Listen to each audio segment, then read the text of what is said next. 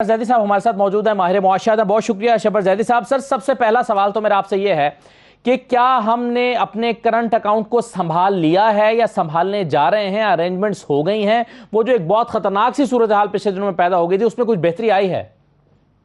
देखिए, बेहतरी ये आई है कि हमें आईएमएफ के साथ जो हमारी नेगोशिएशंस चल रही थी उसमें हम एक गलती करने जा रहे थे कि हम कोई अपनी पोजीशन ले रहे थे, तो हमने उसको कंसीड किया है और हमें आईएमएफ की सपोर्ट अब मिल जाएगी क्योंकि हमने उनकी तमाम चीज़ें मान ली हैं। तो हम अब डिफॉल्ट की तरफ नहीं जाएंगे बल्कि हमें रोल ओवर्स मिल जाएंगे। तो इसमें सर ये बताइए कि जो पेट्रोल का खास तौर पर मामला था और इसकी कीमत बढ़ाने का मामला था, ये हम इसरार कर रहे थे आईएमएफ से कि हम पेट्रोलियम मसनूआत की कीमतें बढ़ाए बगैर हमें हमारी किस्त जारी कर दें। तो क्या ऐसा अगर आईएमएफ कर भी देता तो ये पाकिस्तान की इकोनॉमी के लिए सही होता या पाकिस्तान को बहरहाल कीमतें बढ़ानी ही थी? नहीं, देखिए, पेट्रोल की प्राइस का कोई ताल्लुक डायरेक्टली करंट अकाउंट से नहीं है। पाकिस्तान की करंट अकाउंट का मसला इस चीज के अलावा है। पेट्रोल की प्राइस का मतलब यह है कि आईएमएफ ये कह रहा है कि अगर आपने अपनी मईशत को सही करना है तो आपने कुछ हमारे कहे हुए नुस्खे इस्तेमाल करने हैं, जिसमें से एक सब्सिडी खत्म करनी है मुख्तलिफ चीजों पे। तो वो इस चीज का कोई ताल्लुक उस डायरेक्टली करंट अकाउंट से नहीं है, मगर उसका मतलब ये है कि अगर आप हमारी चीजों को नहीं मानते और अपनी इकोनॉमी को सही करने में इंटरेस्टेड नहीं है तो फिर हम आपकी सपोर्ट क्यों करें, ये बात थी। पेट्रोल प्राइस का डायरेक्ट ताल्लुक कुछ नहीं है। पेट्रोल प्राइस तो एक वन ऑफ द इंडिकेटर्स है बेसिकली। जी, सही है। तो पेट्रोलियम मसनूआत की कीमतें बढ़ने का, मजीद बढ़ने का इम्कान नजर आ रहा है आपको या बढ़नी चाहिए शबर जैदी साहब? देखिए, जो आपके डॉलर जो है मुस्तकिल गिर रहा है, रुपये गिर रहा है, अब थोड़ा रुक जाएगा और आपका पेट्रोल की प्राइस बढ़ेगी तो मसनूआत की कीमत तो बढ़ेगी, वो तो नेचुरल बात है। और पाकिस्तान का करंट अकाउंट को बैलेंस करने के लिए हमें अपने आप को, हमारे आपका जो करंट अकाउंट है, अपनी मईशत को सुकेड़ना पड़ेगा। जब आप मईशत को सुकेड़ेंगे, डिस्काउंट रेट को ज्यादा रखेंगे और करंट अकाउंट को बैलेंस करेंगे, फिस्कल डेफिसिट को कम करेंगे, तो पाकिस्तानी अवाम निहायत मुश्किलों में चली जाएगी। वो एक हकीकत है।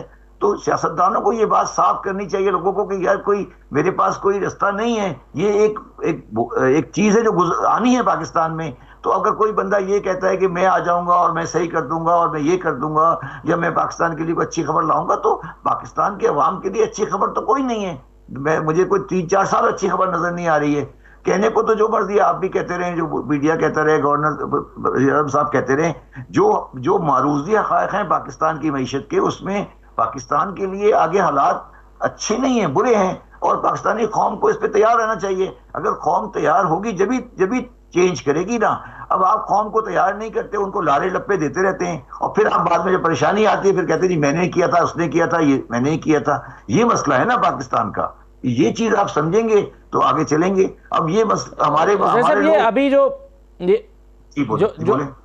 जी बोले क्या करें? जो आप फरमा रहे हैं कि हालात अच्छे नहीं हैं और आइंदा 2-3 साल तक भी आपको अच्छे नहीं नजर आ रहे हैं, तो मेरा सवाल यह है कि क्या ये मौजूदा जो सियासी अदम इस्तेहकाम आया है, ये सारे सूरत हाल पिछले 1.5-2 महीने में जो डेवलप हुई है उसकी वजह से ऐसा है या पॉलिसीज ऐसी चल रही थी कि ये आज जो हम फेस कर रहे हैं ये होना ही था इन एनी केस, अगर हुकूमत कंटिन्यू भी कर रही होती और ये पॉलिटिकल क्राइसिस जन्म न भी लेता तो?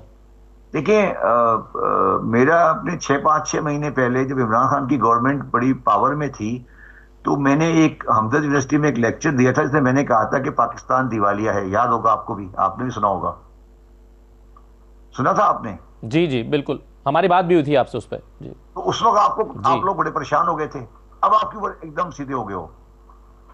6 महीने में क्या हो गया? उस वक्त तो आप सारे मेरे खिलाफ हो गए थे कि यार ये आदमी क्या कह रहा है। अब आप एकदम परेशान हो गए हो। तो वो परेशानी 6 महीने में कैसे आ गई?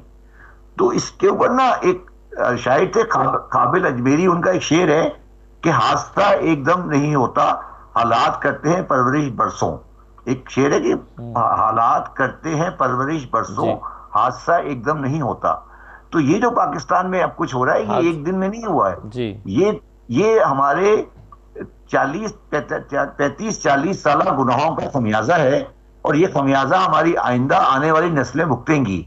जो हमने किया है इसका ताल्लुक हमारे उन माशी फैसलों से है जो हमने तकरीबन 90 के बाद से आज तक किए हैं 30-32 साल में, वो हमारे मईशत को उस जगह पे ले गए हैं कि जहां पर अब हमारी आइंदा वाली आने वाली नस्लों को इसका बर्दाश्त बोझ करना पड़ेगा। और वजह यह है कि हमने इन 30-35 साल में अपनी औकात से बढ़कर, चादर से बढ़कर पांव फैलाए हैं। तो वो जो चादर से बढ़कर पांव फैलाए हैं, अब वो जो कर्ज आपने लिए थे उस कर्ज का अदा करना बनता है, और वो बन रहा है जिसकी जिसकी परेशानी है। अब आप लोग उसको थोड़ा बहुत इधर उधर घुमा रहे हो, पर बात कुछ नहीं है। आगे बिल्कुल आगे पहले जो कुछ हुआ है वो भी बिल्कुल वाजे है, और जो आगे होने जा रहा है वो भी बिल्कुल वाजे है। इसमें कोई दो राय नहीं हो सकती। अब चाहे तो इसके आगे आप एक पर्दा रख लें, मगर पर्दा वो हट जाएगा बहुत जल्दी, और लोग रियलाइज कर लेंगे कि पाकिस्तान की माशी हालात क्या हैं। जैसा बिल्कुल सही कहा आपने कि 6 महीने पहले आपने याद दिलाया कि आपने कह दिया था कि दिवालिया हो गया है मुल्क या इसके बहुत करीब है, तो उस पर तनकीद भी हुई और बहुत सारे लोगों को परेशानी और तशवीश भी हुई। लेकिन दूसरी तरफ अभी जो नेशनल अकाउंट्स कमेटी की हालिया रिपोर्ट सामने आई है एक आध हफ्ता पहले, उसको की बुनियाद पर पाकिस्तान तहरीक इंसाफ की हुकूमत, पाकिस्तान तहरीक इंसाफ इनफैक्ट बतौर पार्टी, वो ये कह रहे हैं कि जी 6% के करीब जो है वो ग्रोथ रेट बताई जा रही है। सर्विसेज सेक्टर में ग्रोथ है, फिर एग्रीकल्चर में ग्रोथ है, इंडस्ट्री में ग्रोथ है, तो और तमाम मौशी इंडिकेटर्स जो है वो पॉजिटिव जा रहे थे। हमारी इकोनॉमी जो है वो 6% पे चली गई थी। ये ना होता तो ऐसा ना होता। तो ये जो फिगर्स हमारे सामने आए हैं, ये इन फिगर्स पर क्या डाउट किया जा सकता है? देखिए, पाकिस्तान की मईशत का मसला ही ये है कि जब आप उसको 6% की ग्रोथ पे ले जाते हैं तो हमारा करंट अकाउंट आउट हो जाता है। हमारा रुपए का अकाउंट और डॉलर अकाउंट बैलेंस नहीं हो रहा।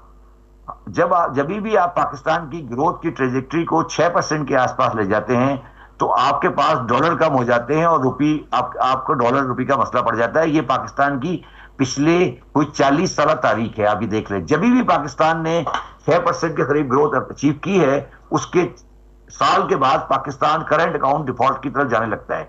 उसकी वजह यह है कि जो हमारी कंट्री का जो ग्रोथ मोमेंटम है वो एक्सपोर्ट लेड नहीं होता, बल्कि इंपोर्ट बेस्ड होता है। हमने ये ग्रोथ 6% की अचीव की है by importing cars, by importing things which हमें जो इंपोर्ट नहीं करनी चाहिए थी।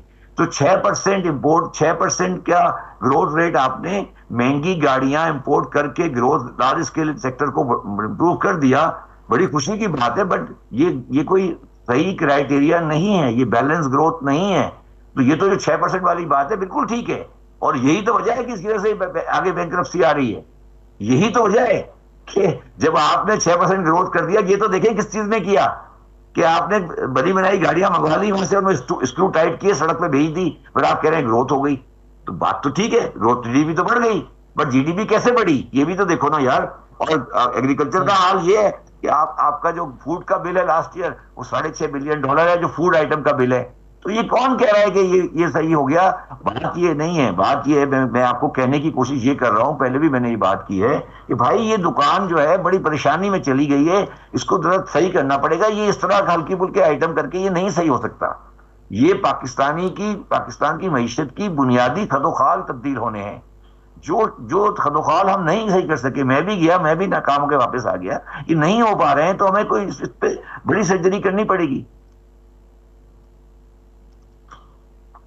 सही है शबीर साहब, ये जो हमने पिछले दिनों में श्रीलंका के साथ पाकिस्तान में कंपैरिजन होता रहा, क्या या मौजूद हालात में पाकिस्तान का श्रीलंका के साथ मवाजना सही है आपके ख्याल में?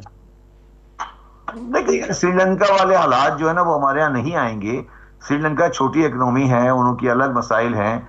हम इस क्राइसिस से निकल जाएंगे और पाकिस्तान डिफॉल्ट में नहीं जाएगा, ना जाना चाहिए। मगर ये कहना कि पाकिस्तान की मईशत ठीक हो गई या ठीक हो जाएगी, ये गलत फहमी है। पाकिस्तान की मईशत को बहुत सीरियस क्राइसिस आते रहेंगे अगले 3-4 साल।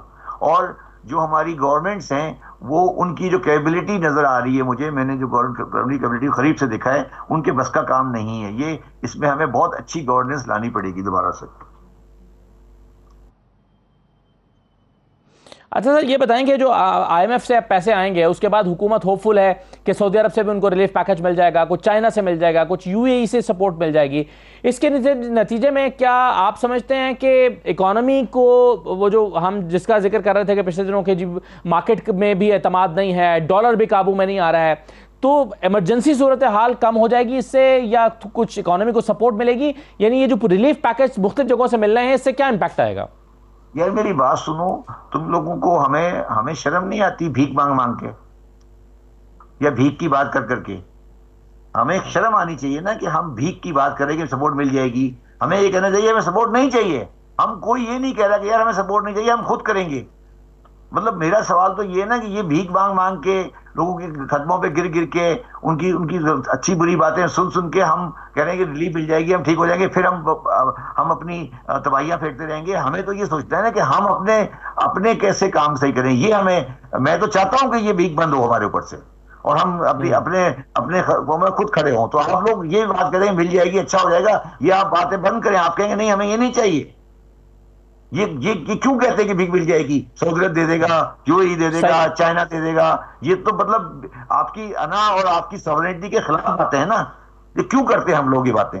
और ये करते रहेंगे और भीख मांगते रहेंगे। तो वो जो सैलानी के सामने खड़े होते हैं, जो रोजाना खाना खा रहे होते हैं, पाकिस्तान की हालत उसी तरह होगी ना, सैलानी के सामने खड़ा है। ये तो मेरे लिए शर्म का मकाम है ना कि रिलीफ मिलेगा, हम सही हो जाएंगे। मैं तो इसको बिल्कुल पसंद नहीं करता।